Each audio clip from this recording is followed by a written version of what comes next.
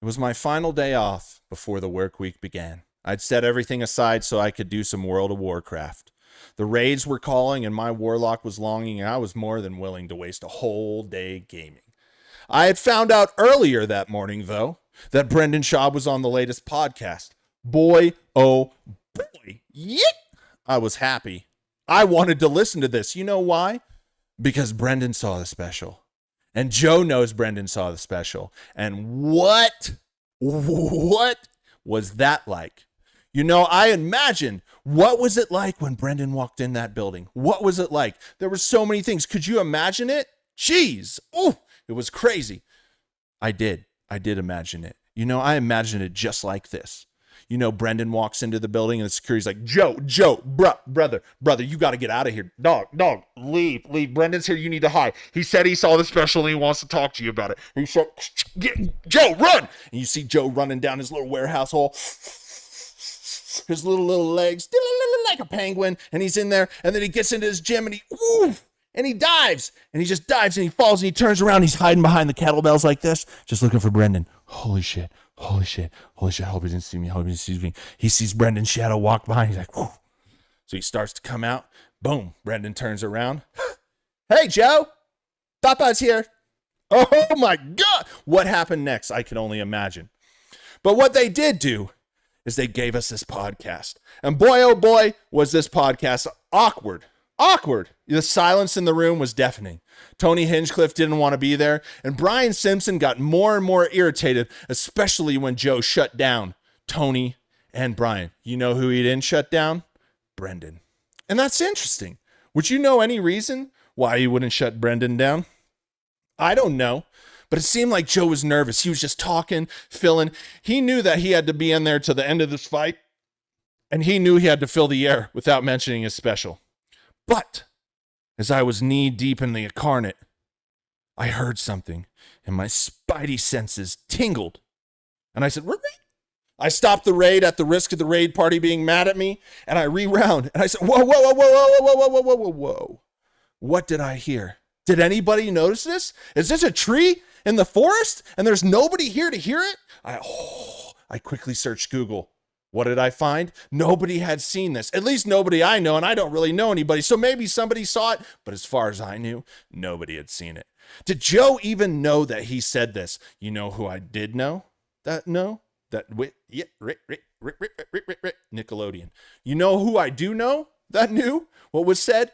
Was Brian Simpson and Tony Hinchcliffe. Because Brian reiterated it as if to let the room know. I think there is some tension, which I will show you clips after I show you this confession. So here we go. Let me build you up to this point. So they were talking about Canelo. And then Brendan Schaub brings up, oh, did you see the Sheik shit talking Canelo? And Simpson says, well, if you're a Sheik, you could do whatever you want. Blah, blah, blah. And then it goes on different ways with the Sheik. And then boom, the confession. No. I know I'm researching Joe Rogan. I know I've fallen down the rabbit hole. And I know I love me a good conspiracy right now. Especially a good conspiracy about Joe Rogan, the conspiracy god.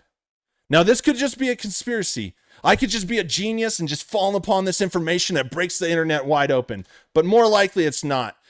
And I just have my tinfoil hat on. But you tell me what you think. You ready? I'm sure you're ready. You're tired of listening to me. Here we go. 1, 2, 3. Wait, remember, they were talking about the Sheik, not Joe Rogan, but Brian Simpson was talking about Joe Rogan. Okay, here we go. Choice: give him my hand or give him my head. I'm gonna give him my It's fucking amazing hand. what you can get done with a lot of money. Yeah, oh yeah. Everybody just sort of shuts the fuck up. Yeah, pretty much. Except Canelo. Canelo's yeah. kind of like, you guys got to do it my way. That's because he's set. You can do anything with money, he's but get good. somebody to love you. Yep. Yeah, he's Elon. good. Did you hear it? Let's hear Joe say it from his own mouth again. I'm gonna give him my It's fucking hand. amazing what you can get done with a lot of money. Yeah, oh yeah. Everybody just sort of shuts the fuck up. Yeah, pretty much. Except Canelo. Pretty much. It's crazy, huh? What you can get done with a lot of money. And everybody just shuts the fuck up. Wait. Did he know he said that? I mean, I want DMT Joe to come back. I want Joe to just, whatever chip he has on his shoulder, just to, I can't be mean. completely. I can't sell in to just being a Joe Rogan hater. I can't, because, you know, if I sell into just fully hating on somebody, right, then people can do the same thing to me. And then we just have a world of haters and no forgiveness. But I just want to say, holy shit, Joe, baby, can you hear the words coming out of my mouth? Joe, you just said what everybody says about you, man. Man, Joe, let me tell you something. I'm going to tell you something. You know what you need to do? This is what you need to do. You need to go down to Houston, Atlanta, somewhere in Alabama. I don't know, Florida. You need to go down there where the comics are popping. You know, I have a favorite comic, one of my favorite comics, a guy named Corey Holcomb. Just check out Corey Holcomb. Warning, he's offensive. He is very, very offensive. If you want some more reference for my favorite Corey Holcomb, Shaq's comedy thing he did. I think he did it in it had early 2000s, 2008, somewhere around there. Go look at Corey Holcomb. Just go down to Atlanta, where you don't know nobody, and go work a club there. They will let you know. And you know what? They will let you know and you will get better. But Joe, you just confessed that you know what money does. Joe, you might be smarter than we all. Joe, you're confusing me, man, and you're breaking my heart. You are breaking my heart. Joe, if you knew, you know, Joe. God damn, Joe knows. Do y'all remember? You all remember in the 90s, Bo knows? Oh man, Bo Jackson, holy shit, dude. That guy was just a specimen, just like a god, man. That guy was an athlete, like just a god, an athletic god. Blessed. We were blessed, man. If he didn't get his hip hurt, God, man, that's one of the things I regret. Just a little tangent here. That's just what I do.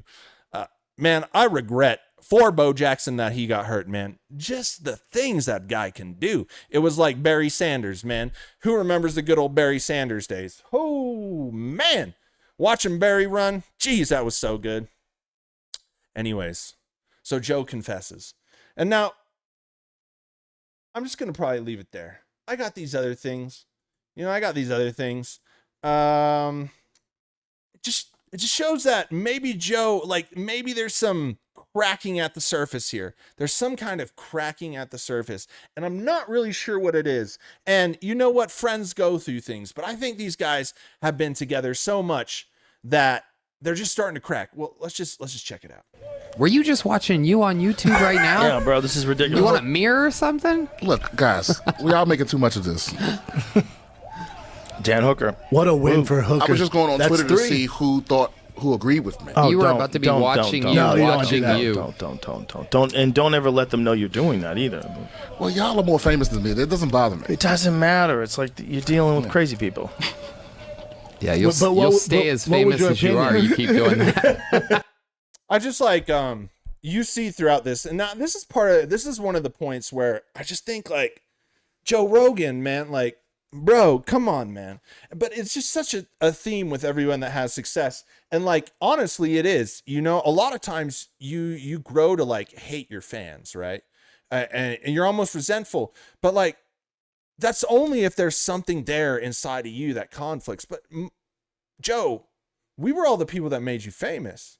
We're the people that listened to all the episodes, even when you were fucking annoying. Don't call us all crazy on the internet. It's just crazy people. Sure. I think everyone is a little crazy. And it's basically your crazy meter is adjusted to how much crazy you're used to.